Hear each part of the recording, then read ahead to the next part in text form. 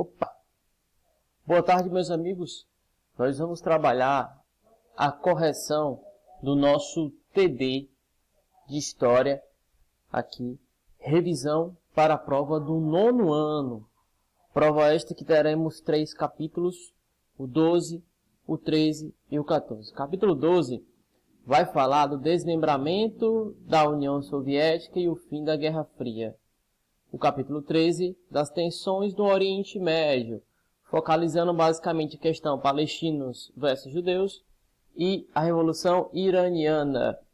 E eu destaco para vocês também a ditadura civil-militar no Brasil, como assunto do capítulo 14.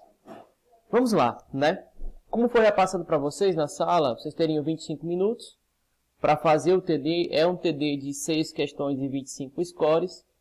E poderia pesquisar. E agora chegou a hora da correção. Essa correção será gravada, está sendo gravada e ficará para vocês como um elemento a mais para o estudo da prova que se aproxima aí. A questão 1, que versa sobre o capítulo 12, basicamente, ela fala assim: em agosto de 1961, foi construído o Muro de Berlim, que se tornou um símbolo da Guerra Fria e do mundo bipolarizado. Em 9 de novembro de 89, após uma série de problemas, especialmente de natureza econômica e político, no bloco soviético, o muro foi derrubado. Em relação ao Muro de Berlim e seu contexto histórico, é correto afirmar que... Vamos fazer um VOF aqui, tá? Para ficar mais prático. Item 1. A sua construção foi uma decisão tomada pelos aliados. Opa, aqui já deixa o item errado. A construção do Muro de Berlim foi uma iniciativa de Berlim Oriental, ou seja, de Berlim que era comandada pela União Soviética, e não por aliados. Aliados se refere aqui talvez à Segunda Guerra Mundial. O primeiro item é falso. Deixa eu colocar de vermelho para que fique bem destacado aí para vocês.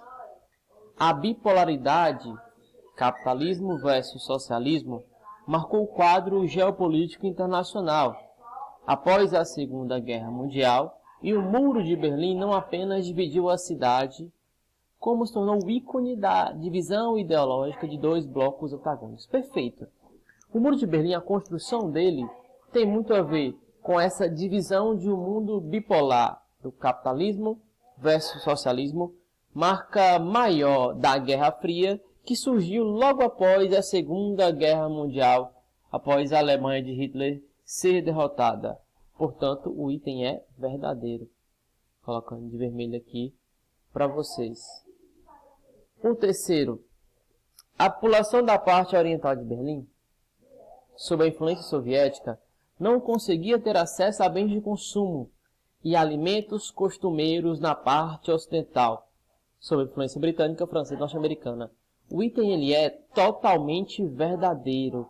Inclusive, anote aí, um assunto muito importante da prova é você entender porque que a União Soviética não deu certo a partir dos anos 70 do século XX. E nós temos alguns motivos. Uma economia que engessou, uma elite soviética corrupta, que se corrompeu, de fato, naquela época. Temos também que a economia soviética, por não ter conseguido crescer, foi se atrofiando, foi faltando alimentos e produtos em geral, não conseguiu ter um desenvolvimento técnico-científico mais alavancado, depois dos anos 70 em geral, muito porque também a União Soviética fez elevados gastos. Corrida armamentista, corrida espacial, que levou sim a União Soviética a concorrer diretamente com o ZEWA naquele mundo de Guerra Fria, mas que a partir dos anos 70 e 80, após uma série de mudanças, a União Soviética foi tendo problemas econômicos. Quarto item. A queda do muro em 9 de novembro de 1989 foi uma evidência de que a economia neoliberal praticada na Europa naquele momento passava por profunda crise. Não. A queda do muro tem a ver muito com a crise do socialismo soviético. Após a entrada de Mikhail Gorbachev, a União Soviética entrou numa crise e alguns estados ligados a ela começaram a fazer protestos. A Polônia é um exemplo disso. E eu destaco a vocês que após a perestroika e a glasnost aconteceu uma abertura esta que levou o fim à União Soviética em 1991. A bandeira soviética sai de cena com a foice e o martelo de vermelho, né?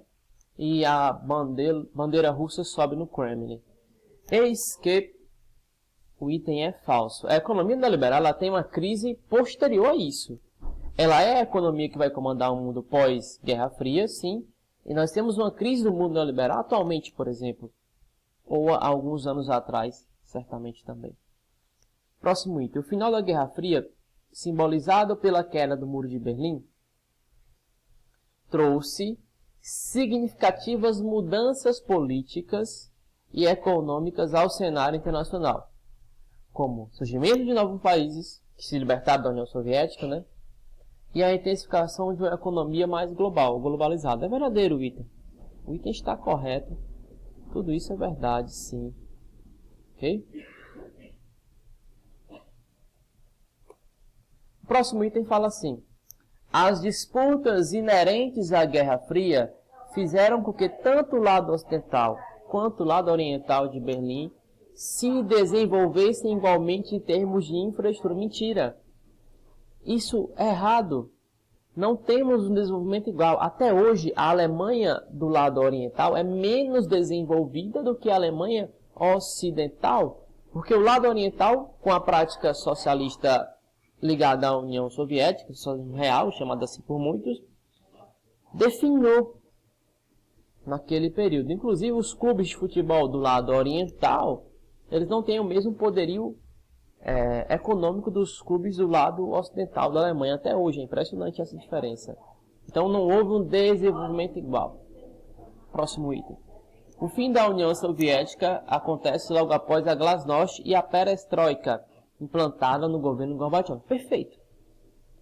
Podemos dizer que o fim da União Soviética acontece após a implantação dessas duas políticas, a perestroika e a glasnost. Vamos lá, uma revisãozinha básica. Quem implantou glasnost e perestroika? Gorbachev. Glasnost, abertura política, fim da censura, fim do unipartidarismo. Perestroika, abertura econômica, abrindo agora para uma economia de caráter capitalista, comercializando com outros países. A União Soviética entraria nessa era agora. O capítulo 3, ele versará sobre as tensões do Oriente Médio. Vamos lá, né? E sobre esse assunto, o primeiro que eu vou cobrar é palestinos versus judeus. E temos uma segunda questão que vai falar basicamente desse conflito. Palestinos versus judeus. Território desprezado tanto por judeus como por muçulmanos, a Cisjordânia é uma região autônoma que não possui administração política e congrega a população árabe israelense. Não. A Cisjordânia é uma região palestina em que constantemente os israelenses tentam tomar até os dias atuais. Ok? Então, ela é uma região muçulmana palestina. Lembramos que naquela divisão, após 1948, feita pela ONU, a faixa de Gaza ficou com os palestinos e a Cisjordânia está com os palestinos árabes. Então, o item ele é falso.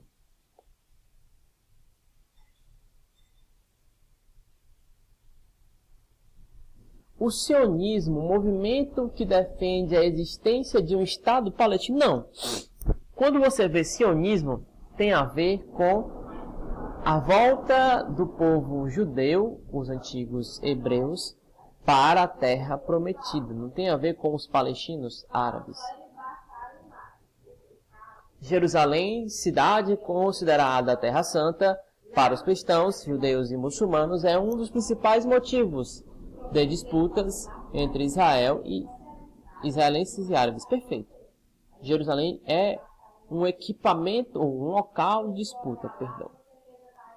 A faixa de Gaza é um território palestino caracterizado pela densa presença de muçulmanos, pela escassez de água potável e pela presença constante de ataques de tropas militares israelenses. Perfeito. A faixa de Gaza é um território suprimido ali no cantinho do mapa, que tem dominância palestina e que a presença dos muçulmanos por lá é clara e os israelenses atacam claramente aquele território. Historicamente, o território da Palestina foi tomado dos árabes após ataques dos babilônicos, dos romanos. Ele inverteu, né? Foi tomado dos hebreus, que são os atuais judeus. No ano de por isso o item falso, tá?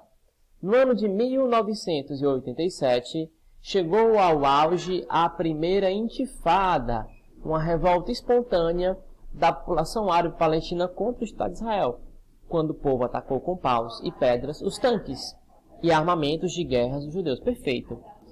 Lembro muito bem na aula que vocês comentaram. Eu trouxe para vocês uma imagem de palestinos jogando pedras em tanques ou em armas de grosso calibre dos judeus que comandam Israel. Então a intifada foi a guerra das pedras desses palestinos contra Israel.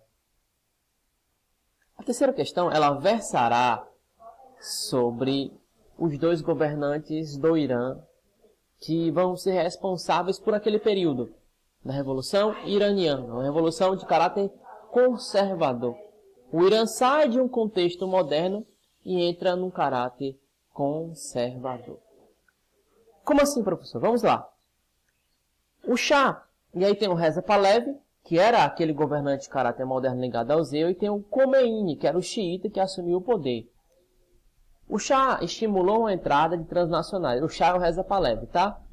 No Irã, dando poder ao petróleo e a adoção de hábitos ocidentais. Verdadeiro, é um aqui, ó. É o Reza Pahlavi. Ele que fez essas mudanças, né? Com o apoio dos Estados da América, inclusive, Reza Pahlavi tornou o Irã um país com características ocidentais, faladas assim. Seu autoritarismo levou à criação de uma polícia secreta, cujo papel se tornou fundamental na repressão. Perfeito. A SAVAK era a polícia secreta de Reza Pahlavi. No seu governo, os rebeldes invadiram a embaixada americana e fizeram seus funcionários de reféns durante quase um ano. Este fato desencadeou uma crise diplomática entre EUA e Irã. 2, tá? O filme Argo, ele relata muito bem isso. Com a Revolução Islâmica e o Ruhollah Khomeini chegando ao poder, acabou que os norte-americanos não eram bem-vindos por lá. Implantou a República Islâmica do Irã, caracterizando uma das únicas revoluções conservadoras do mundo. Perfeito. O Irã deixa de ser um país moderno e eleva Khomeini, o grande chefe religioso xiita, ao poder, derrubando Reza Pahlavi, para se tornar um país conservador. Basta olhar para as mulheres que tiveram que usar outros trajes agora, hijab, em que elas tinham que cobrir todo o corpo.